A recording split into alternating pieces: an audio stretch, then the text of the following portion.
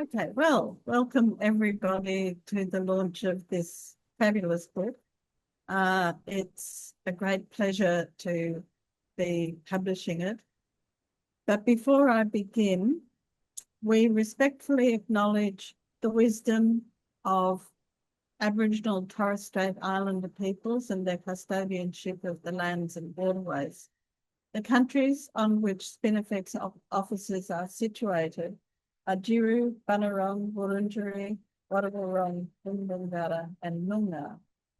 We also acknowledge the many women throughout history who have fought for women's freedom and the freedom of lesbians, often at the cost of their lives. So what we're doing today is we are launching Once You Cross a Street, You're on the Edge of a Cliff. Before I go on a bit more, just to a tiny bit of housekeeping. So you'll have noticed that the session is being recorded. It goes for about an hour. So please stay muted while others are speaking. Later, you can, or during the launch, you can contribute to the chat. And later, if you want to make a comment or ask a question, you can raise your hand, and you do that down under the react bit at the bottom of the screen. So it gives me real pleasure to be able to introduce Hyebin Shin. Hyebin is the translator of this book. It's been a long process, but also very interesting. So Hyebin is a much sought after freelance translator based in Seoul. She holds a BA in English literature and an MA in translation from Ehwa Women's University. Her work spans books, webcomics, screenplays, and transcripts, including the translation of Pornland by Gail Dines and Saving Suffer by Waris Deary. In addition to her translation work, she has been involved in feminist advocacy and education.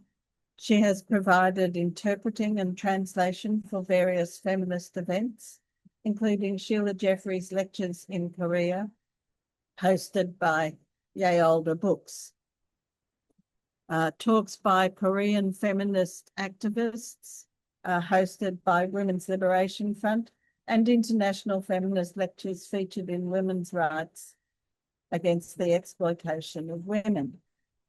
She's also served as a lecturer for the Project Saving Suffer campaigners training program, part of an FGM abolition fundraising initiative in collaboration with WRPK and the older books. So I'll pass over to Hyebin, and after Hyebin has spoken, we'll then go on to Caroline Norma speaks. So over to you, Hyebin. Please do unmute yourself. Okay. Hello, everyone. Can you hear me okay? Yep. Okay. I'm Hyebin Shin, the translator of Once You Cross the Street, You're on the Edge of a Cliff, written by Bomnal. I'm deeply honored and grateful to be part of this launch event, celebrating the English publication of Bomnal's powerful memoir.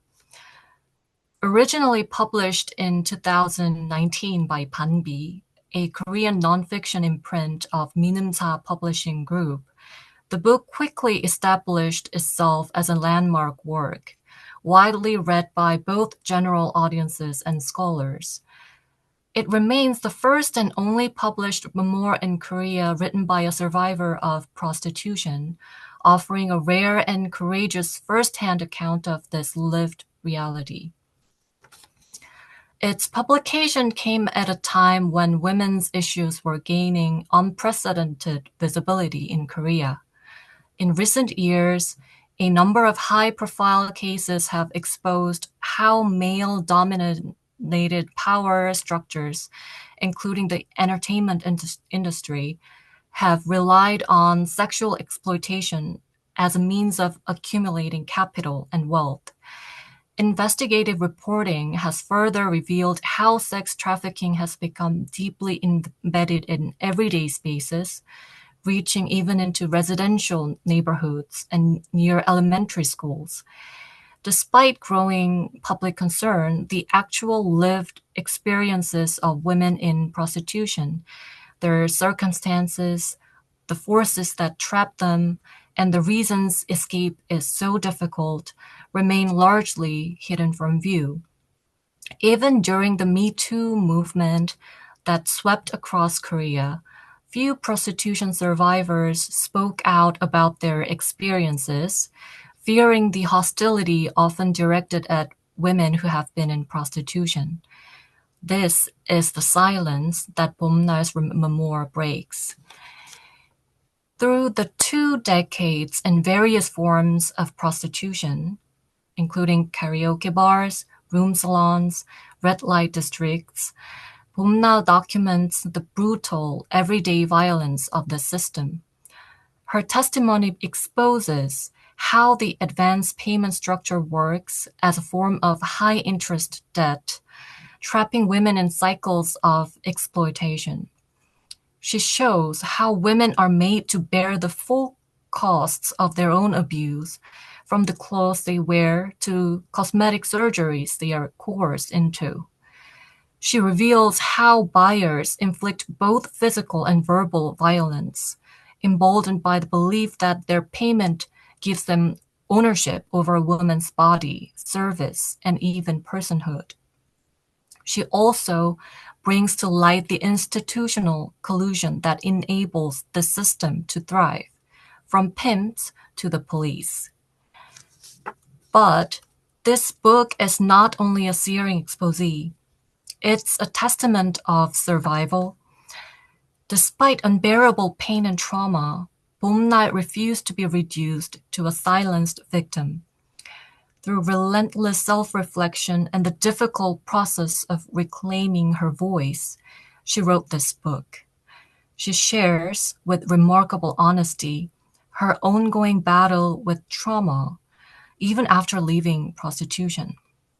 The challenge of adjusting to a new life, the struggle to find herself again, and the responsibility she feels toward other women still trapped in that world of prostitution. Today, she continues to provide care and companionship to fellow survivors, sometimes even in their final moments, while she herself is still in the process of healing. The book's impact in Korea was far-reaching. Once You Cross the Street became a steady seller and received the 2021 Culture for Sexual Equality Award, and its Japanese edition was published in 2022 by Ajuma Books. The English translation project began in 2023 with generous support from the Literature Translation Institute of Korea through its translation and publication grants for overseas publishers. I'm deeply thankful to the LTI and to Caroline, who supported me in pitching this book to Spinifex. I believed the story needed to cross borders because the violence it documents is not unique to Korea. It is a global issue, and Bomnal's voice as a survivor is one of the most truthful and urgent I've ever encountered. Translation is often seen as a solitary endeavor, but I never felt alone while working on this book. I'm deeply grateful to Caroline, Renata, Susan, Pauline, and everyone at Spinifex who contributed to this publication for their belief in this book and their unwavering support throughout the process. This publication is truly a collective achievement, a result of the solidarity and care among women who recognized the power of Bomnal's testimony. To close, I'd like to share a message from Bomnal, who could not be with us today but asked me to pass along her heartfelt words. So this is a letter from Bomnal. Hello, I'm Bomnal, the author of Once You Cross a Street, You're on the Edge of a Cliff, and an anti-sexual exploitation activist. First of all, it is tremendous honor to have my book translated into English and published by Spinifex Press. All I did was cross a street, but on the other side, I encountered a life that left me with deep wounds and trauma. Though I now live as a writer and activist, that doesn't mean I fully recovered. I am still healing, and I am still finding myself. My story isn't just the story of one woman in a small country in Asia. It could happen anywhere to any woman. I am a survivor of violence and exploitation that transcends borders. Through this book, I wanted to show how sexual exploitation can destroy a life and erase a person's very existence. I wanted to reveal the hidden systems behind it and the stigma that continues to haunt women even after they escape. Writing this book took great courage. I cried many tears, but I came to realize one thing. None of it was my fault. No one deserves to be discriminated against, violated, or exploited simply for being a woman, for being poor, or for being denied an education. I lived passively. I lived in shame. I fought simply to survive. But the pain of not being able to resist, the fear of the abusers, and the rage toward those who sold me against my will, those struggles gave me the strength to go on. They gave me the courage to write. Though I can't be with you in person, I hope we'll one day meet, just as I did with readers at the book event in Japan. I hope we'll share our stories in warmth and solidarity. Until that day comes, I wish you health and happiness. This is the end of her letter, and thank you again for being here to witness and honor Bomnal's voice. Thank you. Thank you, Hyebin. And please pass our sincere thanks on to Bomnal and for her book, for her courage, and for those very fine words. And also thank you to you for the translation and for what you've just said. It's very important, and I hope that many people will be very affected by it when they read it. So next I get to pass on to Caroline Norma. Caroline actually told us about the book initially. As Hyebin said, she pitched it to us very successfully. And because Caroline has such good judgment, even though we could not read the Korean, we were certainly taken by that. So let me introduce you to Caroline. Caroline Norma lectures at RMIT University in Melbourne. She was the co-editor in 2016 with Melinda Tankard-Rees of the Spinifex book, Prostitution Narratives, Stories of Survival in the Sex Trade. Caroline had the pleasure last year of attending the launch of Bomnal's Japanese translated book in Tokyo, where she spoke. Caroline originally read Bomnal's book in Japanese, so look forward to its English translation. And she has recently translated into English 2 books on prostitution in Japanese history and is currently writing her own history of Japan's anti-prostitution women's movement. So welcome to you, Caroline, and thank you. Thank you, Susan. Thanks for that, Hyebin Shin. It was an honour to work with Hyebin as she translated, and I was able to read her exquisite writing. I think the success of this book really will be thanks to not only Bomnal but also Hyebin Shin's beautiful English words. I've prepared a couple of notes. I'll just turn now. Just echoing some of Hyebin Shin's comments already, it's an honour to be here and to be able to comment on the launch of Once You Cross the Street, You're on the Edge of a Cliff. It's an absolute honour. As Hyebin Shin mentioned, Bomnal is already a well-known anti-prostitution activist in South Korea and also now in Japan too, with the translation of her book and also with her speaking events in Japan. Both her experiences of victimisation as well as her activist and literary achievements are the subject of her public speaking and her writing these days. But her memoir describes obviously a different time in her life and her experience of how sex industry operators and businessmen deceive young women, draw them into the industry, trap them into debt to prevent escape, and exploit them in every which way. Bomnal likens this process to an endless tunnel with no exit. The part one of her book is titled The Long Tunnel, and this part depicts her time wandering through this maze of the sex trafficking system and the prostitution system. And then part two is Finding a Way Back to Myself, where she describes her escape and her journey since then to try and reclaim herself and become an activist and enjoy the small pleasures of life. The book's title, Once You Cross a Street, You're on the Edge of a Cliff, refers to the fate of many women who fall into such circumstances, not because of any personal failing, but because of a social structure in which any one of us as women is liable to slip and plummet off a cliff. The social structure is obviously riddled with factors that make such a fall for us just too easy.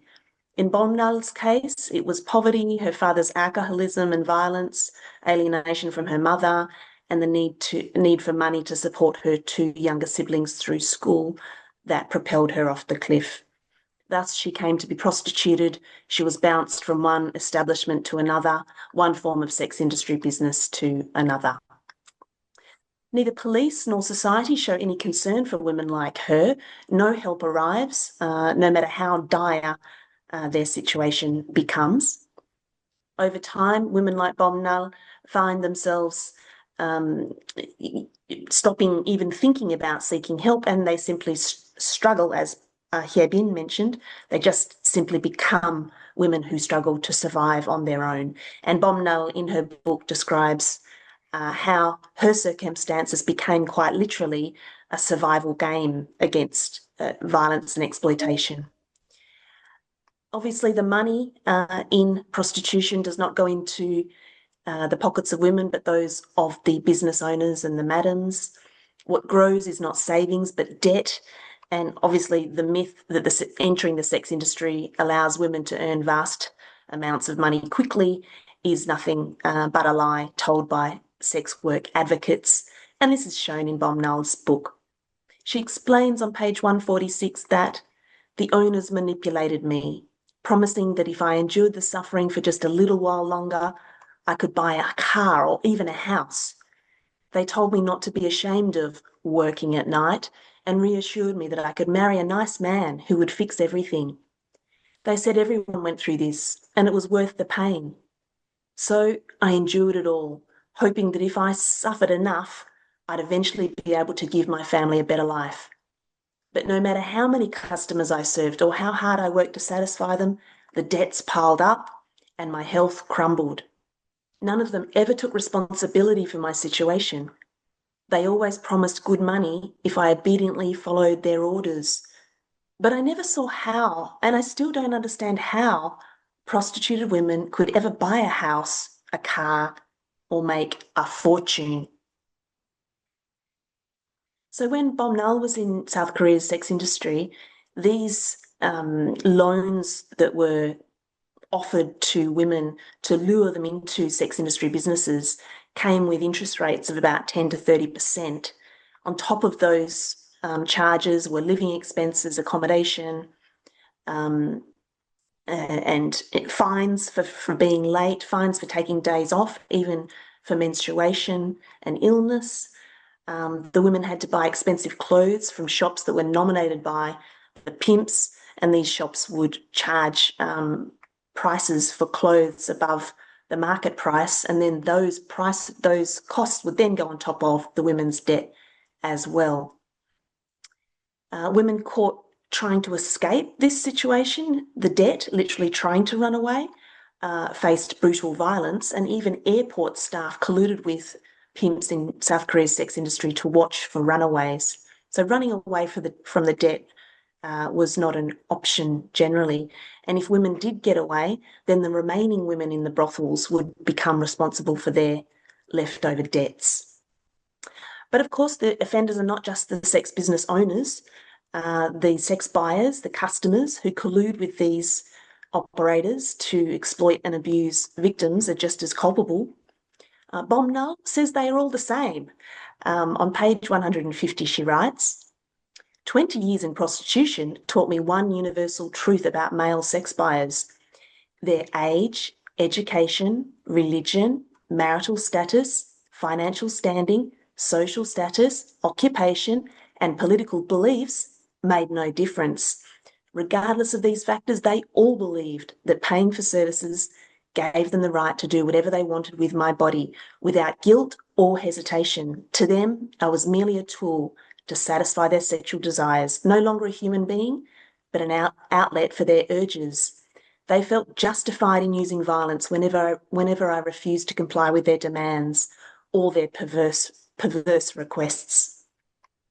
But we know that survivors describe such uniformity among sex buyers very often.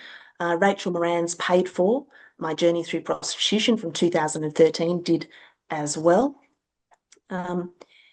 And Bomnal makes the point that we need to establish a social norm that it's not, that it's a matter of human decency that we not buy another person for sex. And in order to promote this social norm, she says that one of my goals was to expose the ugly reality of the buyers I encountered and bring that truth to the public.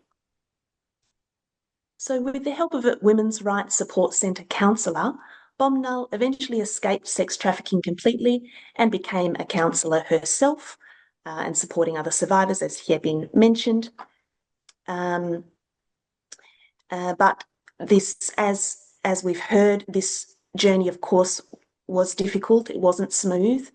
And I love the bit in the book where Bomnal talks about her first public speak out about her own experiences and says that she sort of set herself up in front of the crowd as someone who was reading another woman's experiences of sexual exploitation, but in fact they were her own. I thought that was a nice little way to move into activism. She writes, I read the words in a steady voice, determined not to falter. I fought back the emotions. And now I'm fighting back the emotions welling up inside of me. Under the name of an activist, I finally exposed my experiences in that public square. My lips trembled as I spoke about the violence I had endured. My eyes burned, but I kept my voice going until the very end. I could feel the glances of passers-by. My chest tightened with a swirl of emotions, but when the crowd of women at the protest erupted in applause, I was jolted back into reality. And then Bomnal went on to join a survivors group, a prostitution survivors group in South Korea that actually has organised itself into a network of branches throughout the country and has done so for a decade or more, in more than a decade now at least. This group is called Mungchi, and Bomnal continues her engagement with that group, and they continue their activism within South Korea towards abolition. So finally, in conclusion, I'm honoured to be here as part of the launch of Bomnal's book in English that I hope will contribute hugely, just as we've had Rose Hunter's book also contribute in the English-speaking world to our abolitionist struggle. Certainly, many of you will know that we desperately need good influences from abroad, such as that of Bomnal, to help us in Australia especially, to achieve the kind of results that our sisters in South Korea have achieved against the sex trade. So thanks very much, everyone. Thank you. Thank you very much, Caroline. It's always a pleasure to hear you speak. Um, and I mean, it is such a powerful and moving book that it's almost impossible to speak about it because it gets to you and it gets to you in your heart. If is there anybody here who would like to say something or would like to ask a question either of Caroline or Hyebin? If so, if you put your hand up, if you go to the bit down the bottom that says react, you can actually raise your hand and then you come to the top of the page and I can see you. Nobody. Oh dear. Rose, would you like to say something? I mean, you read it and you blurbed the book and you've had your own powerful experience. Would you like to say a few words? Yeah, unfortunately, I don't have anything prepared or anything, but I do know that it was a really emotional experience to read. Um, I'm somewhat still dissociated from the experience myself, so I noticed it after I finished the book.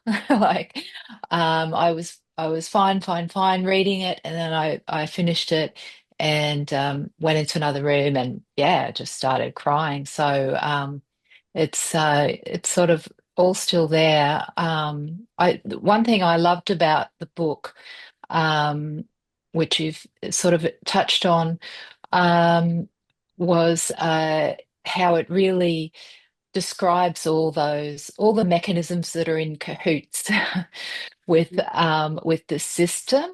And I was quite amazed about those details about the dress shops, even like having to buy the most expensive dresses and them getting kickbacks. And even I think the STD clinic was corrupt. And so many things like that I thought were really interesting and different, different from my experience, which was mostly in Canada. So the bars were very different, and the cafes, which also was very surprising. So yeah, it's just sort of a treasure trove of that sort of information. Yeah, yeah, as well as her journey. Yeah. Thank you. Thank you. Any more comments or questions, Renata? Yes, I just want to say that Pauline, Susan, and we edited the book, and it taken a long time for Hyebin to have time to translate it. So we read it in bits and pieces. And Pauline, who is here as well, maybe you want to say a few words too, because we were profoundly touched by it. We then called one another, and sometimes it was really very hard to read because the exploitation of Bomnal and other women was it really got to you. She describes it in quite simple words, and so the impact is really, really strong. What got to me also was that how the women who were selling themselves for sex, they were also urged by the establishment to drink a lot, to first of all sell alcohol to the sex buyers, but also drink a lot. And for her, she really drank to basically just be even able to continue. In fact, it is quite remarkable that she got out of it, without going down the road in alcoholism. There are so many horrible bits to it, but I don't want to. You need to read it, please. Please read it. It's a different story even than Rachel Moran's story, who was in Ireland where she was prostituted, and obviously this is in Korea. But there's so many horrible things. In desperation to make more money, and Bomnal also, she might be able to get out of it by making enough money and paying back her debt. She then went to an island, which was just, another step up in exploitation. Jeju Island, it was, and it was just just so sad and so horrible to read. And in the end, before she manages to get out, which was really thanks to the support center that helped her, but it wasn't easy. There were quite a lot of setbacks. And even when she was really out of it, she thought she still had a few times thought, well, maybe I should go back, because it was very hard for her to get a job. And until she then got the job herself in the support center, I felt that sometimes it was touch and go if she wouldn't go back. But maybe what kept her from going back was the last station of her story, which was in the so-called glass house.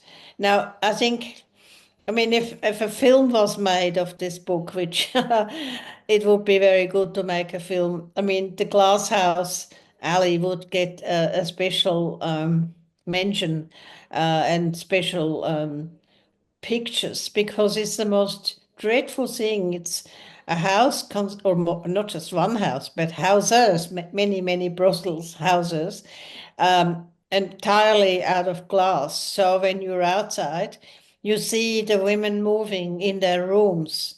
Whether they were undressed or not dressed, you see it from the outside. I mean, it's the epitome of reducing a woman to just a piece of merchandise, a commodity that then the man, patriarchy rules, can come and buy and abuse.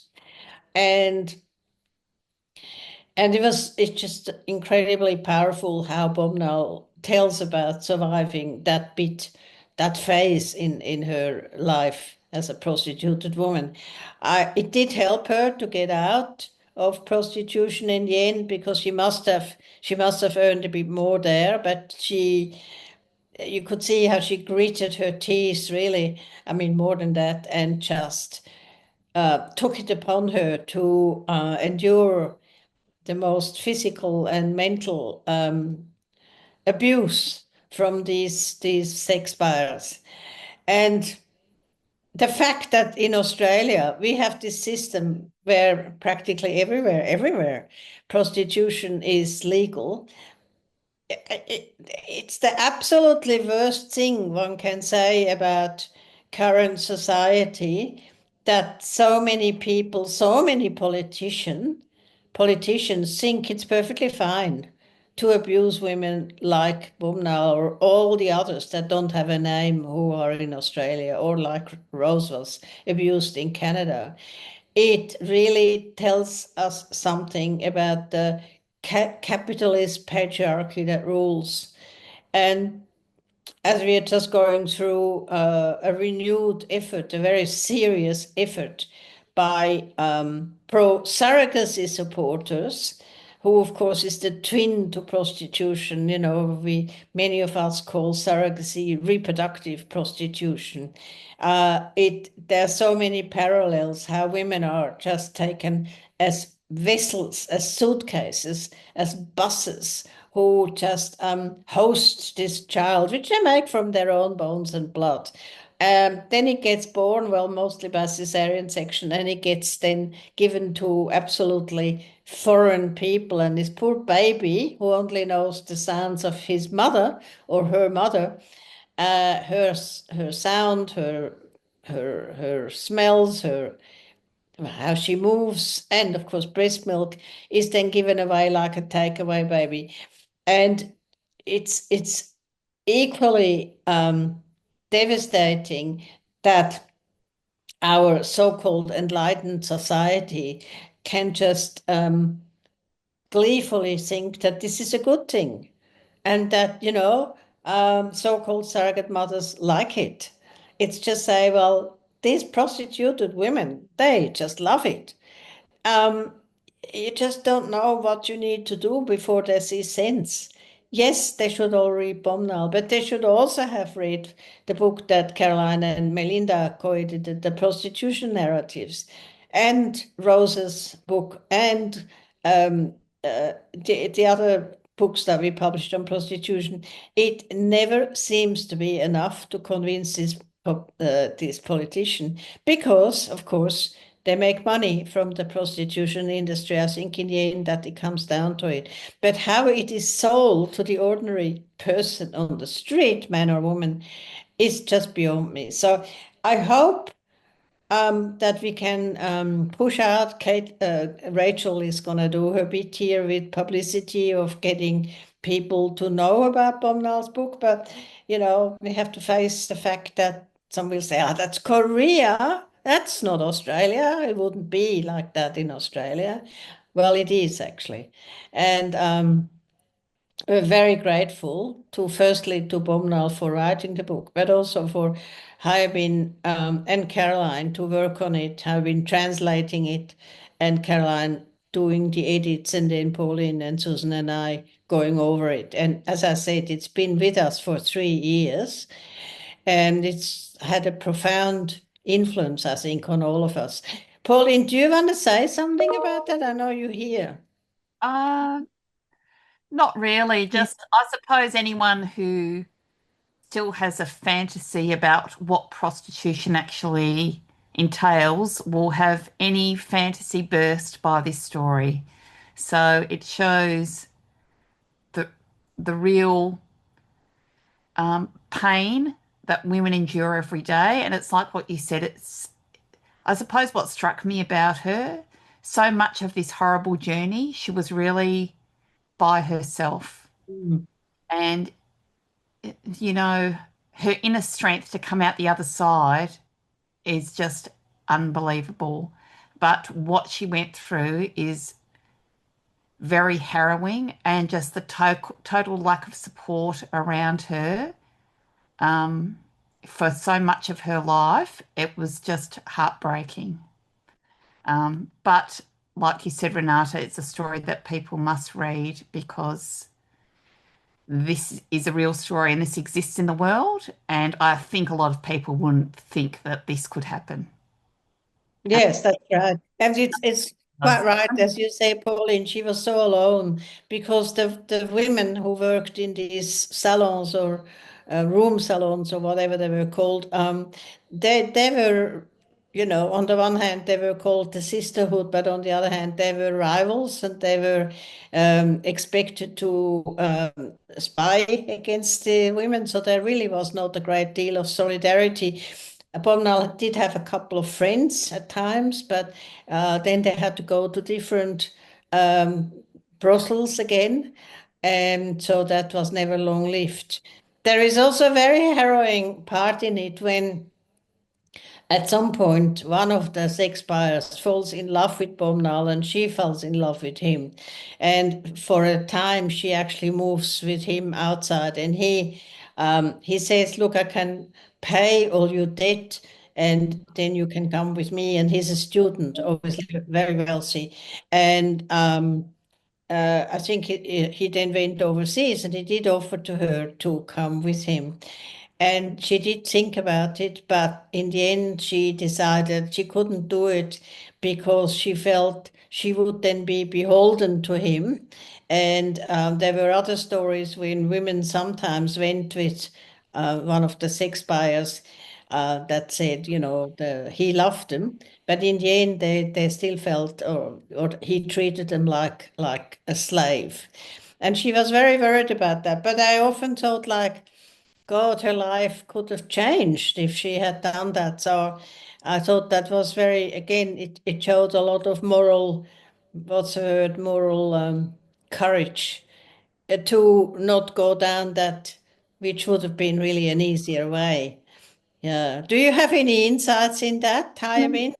Did she ever talk about why she just couldn't do that? Renata, I'm also letting you know that Rebecca Fisher wants to say something, just so. Yeah. Sorry, I shouldn't.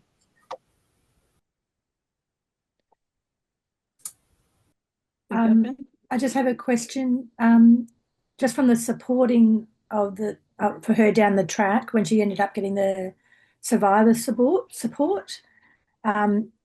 Is she able to share that and maybe help us here in Australia know how that we can, if it's successful over in Korea, is it something that we can learn from and help others who need to go down that journey. Hyebin or Caroline?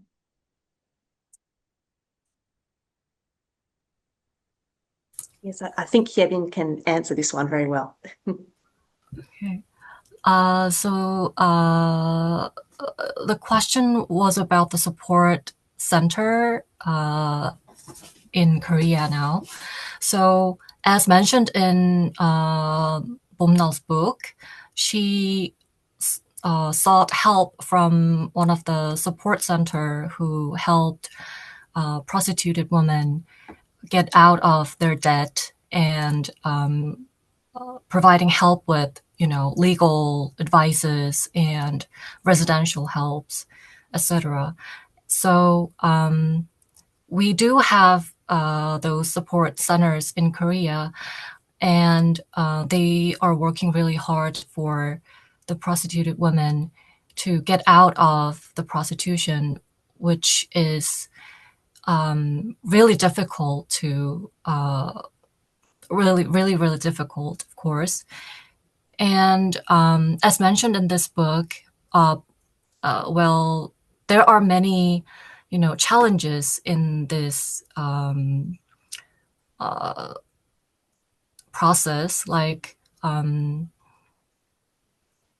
because Bomnal herself didn't trust them in the first place, because she didn't expect any help from,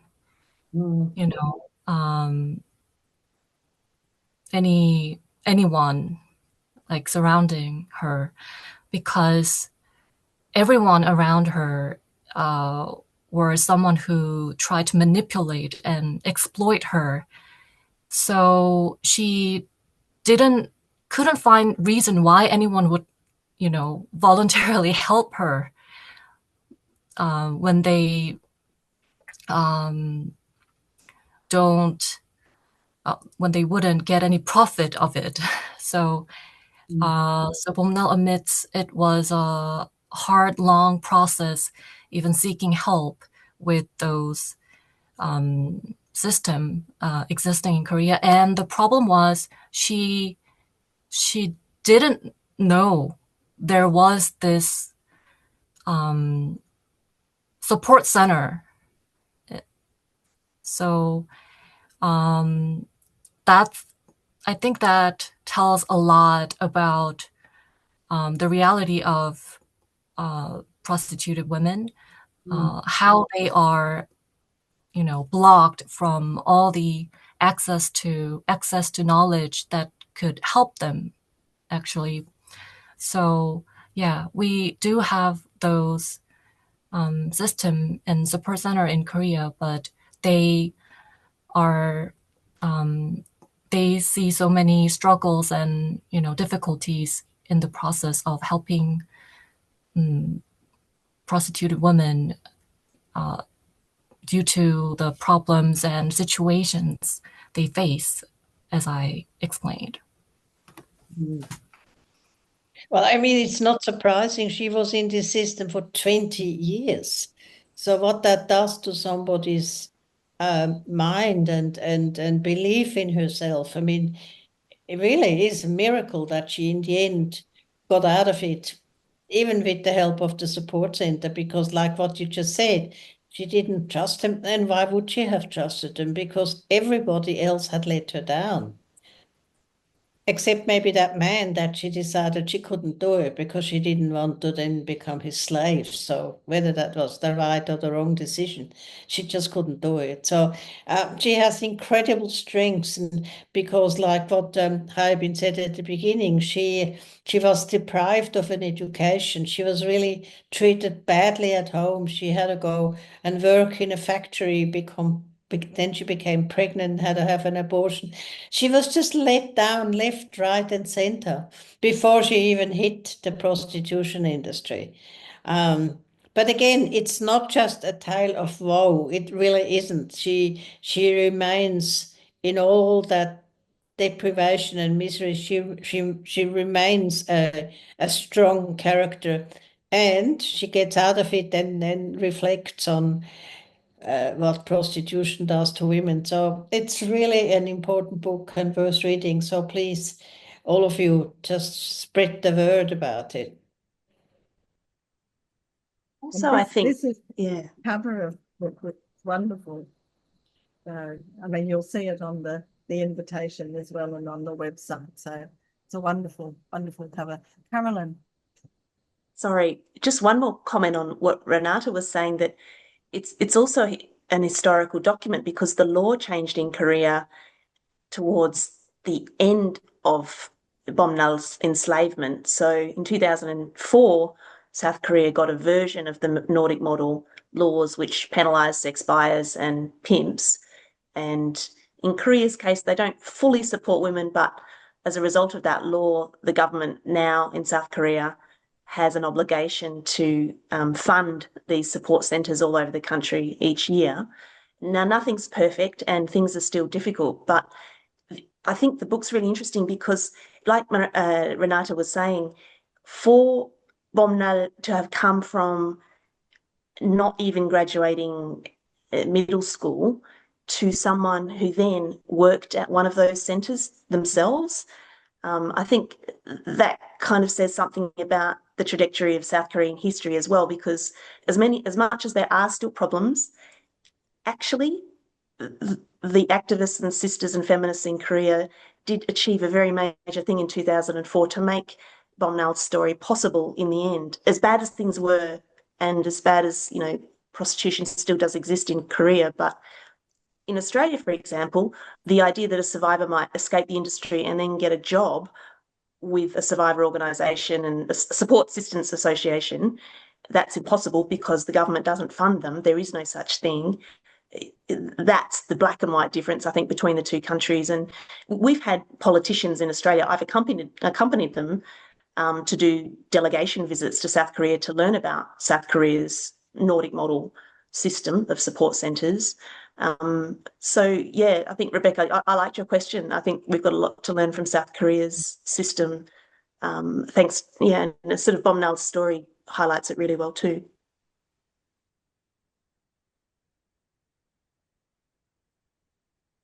Any more questions, comments? Well, over to you, Renata, again. Yes, well, thank you very much. Well, I've already said how deeply influenced we were by editing this book, Susan, Pauline, and I. We did have long conversations, about it as if we were editing it. I mean, none of us is a stranger to prostitution. We, together with Sheila Jeffries, founded CATWA Australia in the early 90s. So we've been working against prostitution for a very, very long time. And it is just shameful how Australia has just absolutely no support centres for women who somehow manage to exit. So it's really, really hard. And then we've got, of course, all the cheering girls with the red umbrellas who said, it's just wonderful, it's work, it's just great, can make so much money. So it's a hugely emotionally difficult book to read, but it's a really important book to read. And thank you very much, Hyebin, for persevering with the translation, which really wasn't easy. And before I forget, I really want to mention that you are also a very good photographer, because you took that great picture of Sheila Jeffries, which is actually on the cover of Trigger Warning. Those of you who have a copy of Trigger Warning, that strong photo by Sheila, which we have just used in the latest book we are also going to launch in a month's time, called Uprooting Male Dominance. And Sheila said she would like that same picture photo by Hyebin inside. So it's there as well. So thank you for that as well. You're multi-talented. Yeah, well, apart from Pauline, Susan, and I editing it, we at Spinifex, we're a team. These books don't just happen. The book has a very interesting cover. Can you maybe hold it up again, Susan, so we can see it? But it was on the invitation. It came from an idea from Bomnal herself. It is in the book. You can see it's a broken necklace, and that has quite an important role to play in the book. And also the colors, it's quite an unusual cover for us, but it really works. It's I think it's a very impressive cover. Maybe people look at it and say, what does that mean? Don't get it. Well, then read the book, then you will get it.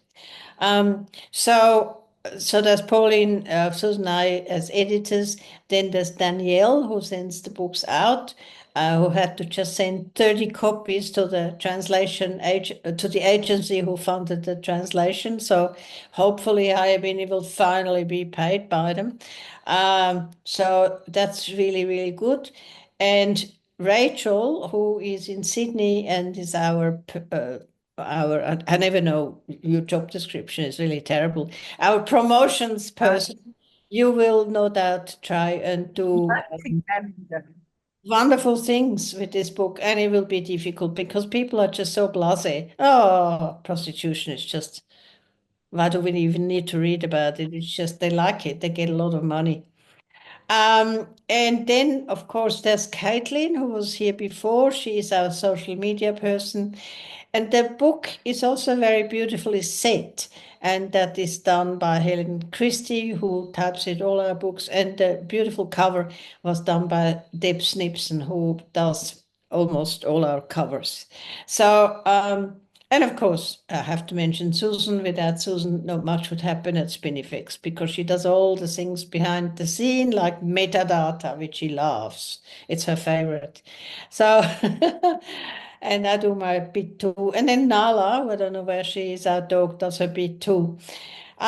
So thank you very much for coming here, and I hope you will get the book, and I hope you will spread the news about it, because every new book critical of prostitution means we're not just not saying anything. We're here, we're alive, we're fighting on, and we wish so dearly that there was enough power in the politicians to bring the Nordic model here, because there are some politicians, as Caroline said, they are interested, but there is just absolutely no will.